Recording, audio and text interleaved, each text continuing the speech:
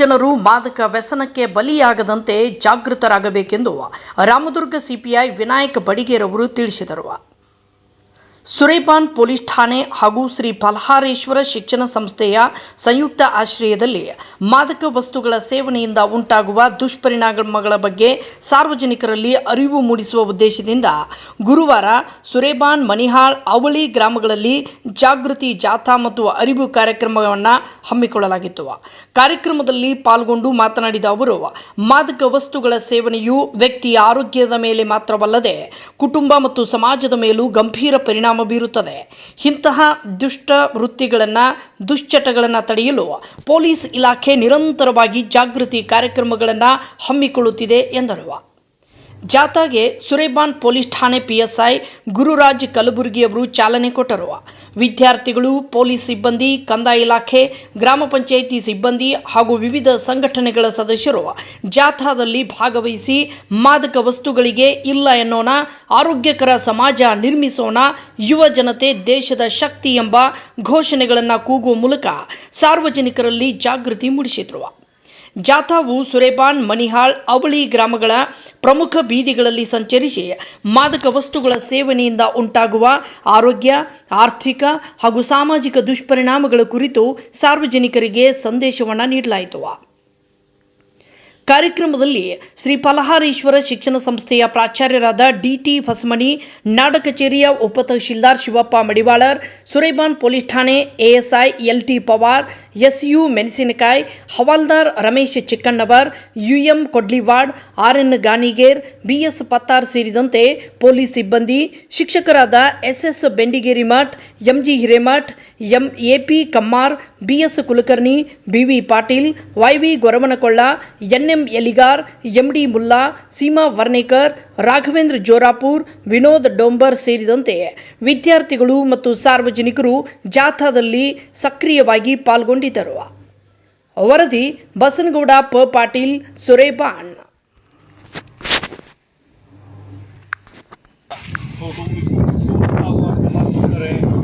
ದೇಶಕ್ಕಾಗುವಂಥ ಆರ್ಥಿಕ ನಷ್ಟ, ವ್ಯಕ್ತಿಗಾಗುವಂತಹ ಸಮಸ್ಯೆಗಳ ಬಗ್ಗೆ ಎಲ್ಲ ಹೇಳ್ತಿರ್ತೀವಿ. ಬಟ್ ಈ ತಿಂಗಳಲ್ಲಿ ಸ್ಪೆಸಿಫಿಕ್ ಆಗಿ ಹೆಚ್ಚಿನ ಪ್ರಮಾಣದೊಳಗಡೆ ಈ ರೀತಿ ಅರಿವಿನ ಕಾರ್ಯಕ್ರಮಗಳನ್ನು ಮೂಡಿಸೋ ಮುಖಾಂತರ ಜನರಲ್ಲಿ ಮಾದಕ ದ್ರವ್ಯಗಳಿಂದ ಆಗುವಂತಹ ದುಷ್ಪರಿಣಾಮಗಳ ಬಗ್ಗೆ ತಿಳುವಳಿಕೆ ಇರುತ್ತೆ. ಮಾದಕ ದ್ರವ್ಯಗಳನ್ನು ಹೆಚ್ಚಿನ ಪ್ರಮಾಣದಲ್ಲಿ ಸೇವನೆ ಮಾಡೋದು ಯುವಕರಲ್ಲೇ ಇರ್ತದೆ. ಆಮೇಲೆ ಅದಕ್ಕಾಗಿ ನಾವು PUC ಮತ್ತು ಅಬೋವ್ ಯಾರಿರ್ತಾರಲ್ಲ, PUCಯಿಂದ ಮೇಲ್ಪಟ್ಟ ವಿದ್ಯಾರ್ಥಿಗಳನ್ನ ಗುರಿಯಾಗಿ ತಗೊಂಡು ಈ ಕಾರ್ಯಕ್ರಮ ಮಾಡೋದ್ರಿಂದ ಅವರಿಗೆ ಎಲ್ಲೋ ತಲೆಯಾಗ ಒಂದು ಬರ್ತದೆ, ಇದ್ರ ಬಗ್ಗೆ ಕಠಿಣ ಕಾನೂನುಗಳಿದಾವೆ, ಇದರಿಂದ ಈ ರೀತಿ ನಮ್ಮ ಕುಟುಂಬಕ್ಕೆ ಎಲ್ಲವೂ ತೊಂದರೆ ಆಗ್ತದೆ ಅನ್ನೋದೆಲ್ಲ ಗೊತ್ತಾಗಲಿ ಅನ್ನೋ ಉದ್ದೇಶಕ್ಕೆ ಮಾಡ್ತೀವಿ ಅಷ್ಟೇ. ಆ ಪ್ರಕಾರ ಇವತ್ತು ನಮ್ಮ ಇವರ ಸಹಯೋಗದೊಂದಿಗೆ, ನಮ್ಮ ಸಹಯೋಗದೊಂದಿಗೆ ಫಲಹಾರೇಶ್ವರ ಶಿಕ್ಷಣ ಸಂಸ್ಥೆಯ ವತಿಯಿಂದ ಮಕ್ಕಳನ್ನು ಕರ್ಕೊಂಡು ನಾವು ಒಂದು ಜಾಥಾ ಮಾಡಿದ್ದೀವಿ. ಅಲ್ಲ ಸರ್, ಇಲ್ಲಿ ಮಾವ ಸಿಕ್ಕಾಪಟ್ಟೆ ಮಾರ್ತಾರಲ್ಲ ಸರ್, ಮಾವದ ಬಗ್ಗೆ ಏನಾರ ಒಂದು ಸ್ವಲ್ಪ ಹೇಳಕ್ಕೆ ನೀವು? ಆ್ಯಕ್ಚುಲಿ ಕೊಟ್ಪಾ ಆ್ಯಕ್ಟಲ್ಲಿ ಮಾವ ಬೆಳಗ್ಗೆ 6 ಗಂಟೆಯಿಂದ ಚಾಲು. ಯಾವುದೇ ಸಿಗರೇಟ್ ಹಿಡ್ಕೊಂಡು ಸಿಗರೇಟ್ ಆ್ಯಂಡ್ ಅದರ್ ಟೊಬ್ಯಾಕೊ ಪ್ರಾಡಕ್ಟ್ಸ್ಗಳನ್ನು ಅದರದ್ದು ಪ್ರಿವೆನ್ಷನ್, ಯಾವ ರೀತಿ ಯೂಸ್ ಮಾಡಬೇಕು, ಅಡ್ವರ್ಟೈಸ್ಮೆಂಟ್ಗೆ ಸಂಬಂಧಪಟ್ಟಂಗೆ ಕೊಟ್ಪಾ ಅಂತ ಹೇಳುವುದು ಕಾಯ್ದೆ ಇದೆ. ಆ ಕಾಯ್ದೆ ಒಳಗಡೆ ನಾವು ಫೈನ್ ವಿಧಿಸೋಕ್ಕೆ ಅವಕಾಶ ಇದೆ. ಈಗ ನೀವು ಅದರ ಬಗ್ಗೆನೂ ಪ್ರಸ್ತಾಪ ಮಾಡಿದ್ದೀರಿ. PS ಅವ್ರ ಕಡೆಯಿಂದ ಹೆಚ್ಚಿನ ಪ್ರಮಾಣದಲ್ಲಿ ನಾವು ಕೊಟ್ಪಾ ಪ್ರಕರಣಗಳನ್ನ ದಾಖಲಿಸ್ತೀವಿ. ಹಾಂ ಸರ್, ಅಂದ್ರೆ ಓಕೆ, ಥ್ಯಾಂಕ್ ಯು. ಹೌದು ಸರ್.